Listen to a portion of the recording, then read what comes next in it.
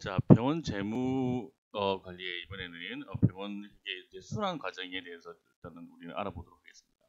자, 병원 회계, 이건 병원 회계뿐만이 아니라 회계 순환 과정이라고 볼 수가 있는데요. 순환이라는 말은 결국 어떤 거죠? 하나의 커다란 원으로 이제 우리가 볼 수가 있습니다. 그죠?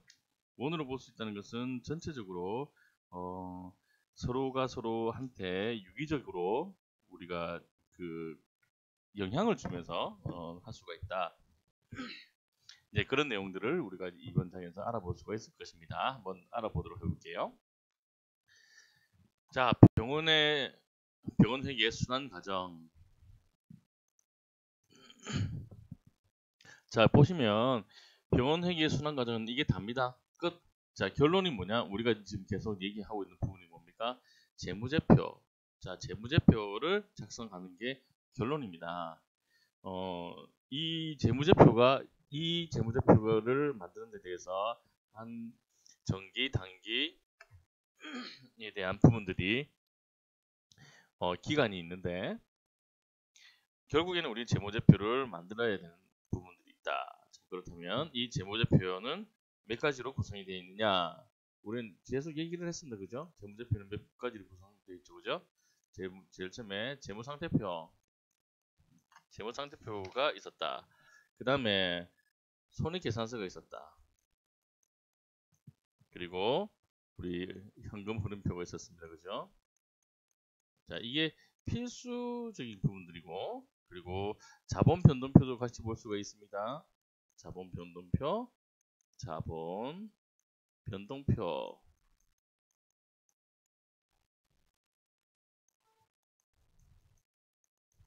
그리고 주석을 예로 둘 수가 있다.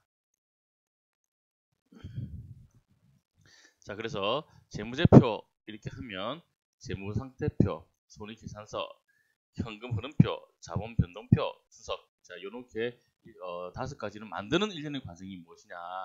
자, 우리가 제일 처음에 거래가 발생이 됐습니다. 돈이 들어오든지 돈이 나가든지 아니면 어떠한 영업 활동을 하든지 거래가 발생이 되었습니다.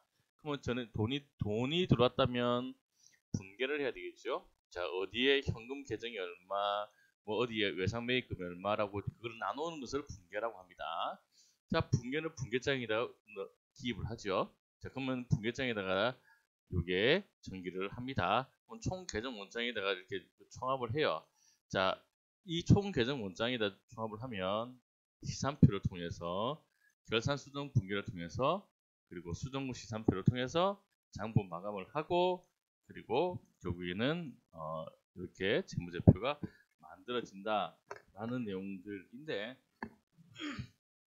이런 일련 하나가 결국엔 재무제표를 만드는 그게 된다. 우리가 지금 현재 여러분 쉽게 설명을 하게 되면 뭐 용돈 출납부 옛날 들어봤죠? 용돈 출납부를 들었을 때 과자 얼마 우리가 과자를 사 먹었어요. 과자를 100원어치를 사 먹었습니다. 요즘 100원 없죠? 예. 1000원어치를 사 먹었어요. 자, 그러면 이 과자는 100원 어떻게? 그냥 우리는 예전에 적어줬죠. 과자 1000원. 그러면 내가 용돈이 만원 중에서 과자 1000원이면 남는 거는 9,000원. 그리고 노래방 5,000원. 남는 건 4,000원. 자, 이런 식으로 1차적인 부분들을 전개를 한다고 합시다. 자, 그러면은 만약에 한다고 했으면 과자는 기업에서 쓰는 어떤 재물, 생산자 아니면 재고가 되는 것이고요. 또 노래방은 세무회계 쪽에서는 직원 복지가 될 거고요. 자, 그 항목을 찾아서 다 집어넣는 거죠. 그래서 쭉 내가 만약에 재고자산이라는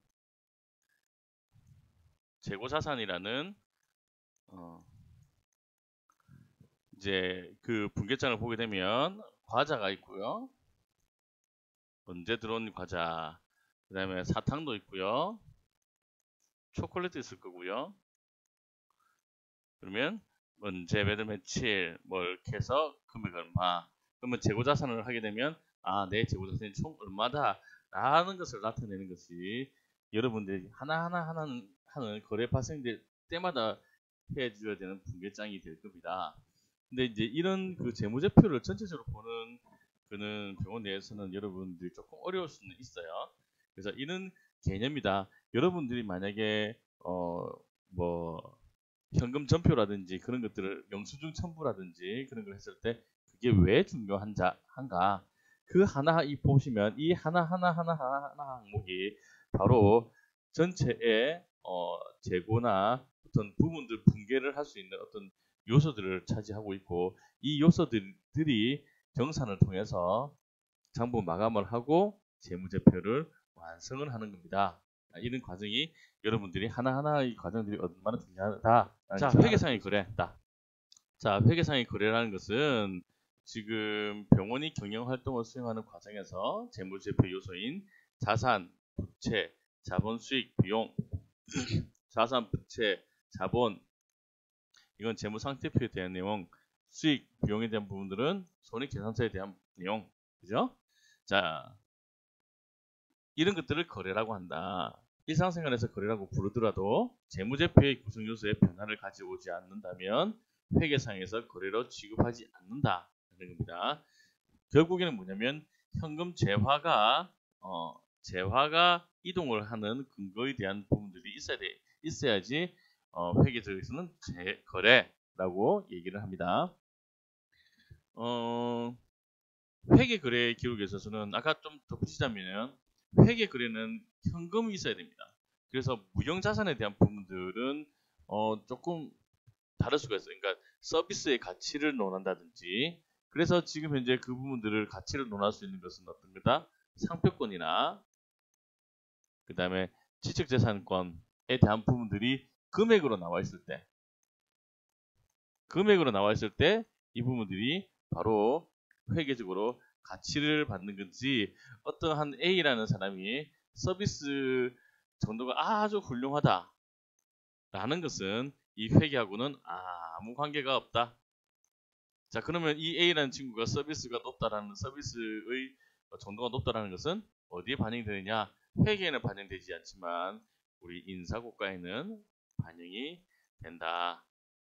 그러면 인사고과에 반영이 된다는 것은 결국에 뭐냐면 인사고과가 높은 점수를 받으면 이 친구의 연봉도 높게 되는 것이고 높은 연봉에 대한 부분들은 결국에는 회계에 영향을 미치게 된다. 자, 계정의 이해 우리는 하나하나를 이제 계정으로 부를 수가 있습니다. 왼편에 있는 우리가 보기에는 왼편을 차변, 오른편을 대변으로 하고 계정은 재무상태표의 항목인 자산, 부채, 자본 그리고 손익계산서 항목인 수익, 비용 증가 감소를 개별 항목으로 구별하는 기록이다.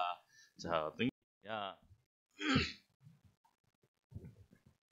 자, 자산, 부채, 자본을 볼게요. 자산, 부채, 자본을 봤을 때 재무상태표의 기본적인 부분들은 T자 항목이 있다고 했습니다. 자, 여기에는 자산, 차변에는 자산이라고 적었고요. 그죠? 자, 대변에는 부채 있었습니다. 그죠? 부채. 그리고 이는 자본이 있었습니다.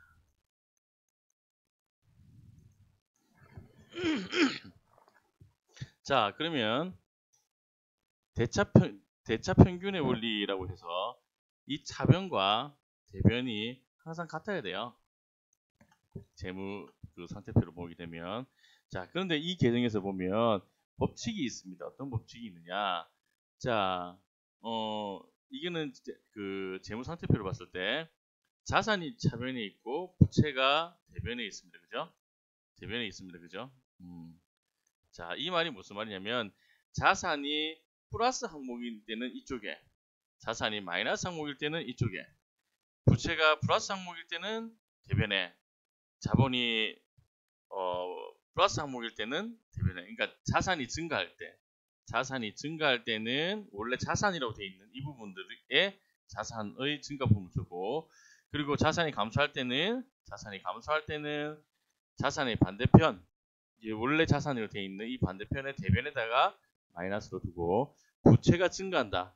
부채가 증가하는 부분들은 대변에 항목에 넣어야 되고, 자본이 증가한다라고 하는 부분 역시 대변에 넣어야 되지만, 자본이나 부채가 감소한다라고 했을 때는 그 감소 요인을 차변에 적어줘야 된다라는 내용이 이 계정 기입의 법칙입니다. 자, 거래의 이중성.